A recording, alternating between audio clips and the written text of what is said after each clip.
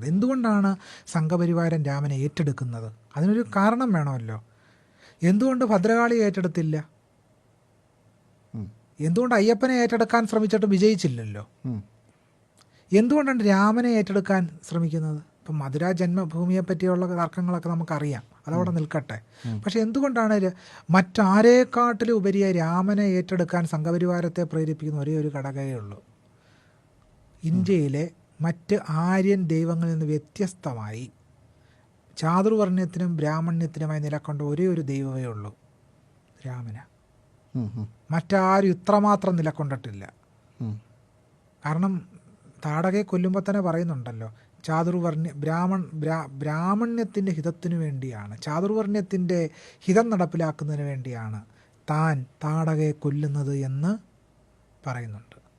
ബാലിയെ കൊല്ലുമ്പോഴും പറയുന്നുണ്ട്, താൻ മനുവിൻ്റെ ശാസനമനുസരിച്ചാണ് ബാലിയെ കൊല്ലുന്നത് എന്ന് പറയുന്നുണ്ട്. രാമായണം വാൽമീകി രാമായണത്തിൻ്റെ അവസാന ഘട്ടത്തിൽ രാവണനും രാമനും തമ്മിൽ വലിയ യുദ്ധം നടക്കുകയാണല്ലോ.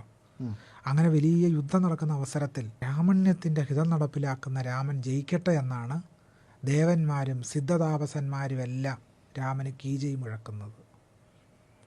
അപ്പോൾ ചുരുക്കത്തിൽ രാമൻ എന്ന് പറയുന്നത് ബ്രാഹ്മണ്യത്തിനും ചാതുർവർണ്ണ്യത്തിനും വേണ്ടി നിലകൊണ്ട ഒരു പ്രധാനപ്പെട്ട കഥാപാത്രമായതുകൊണ്ടാണ് രാമൻ സ്വീകരിക്കുന്നത്.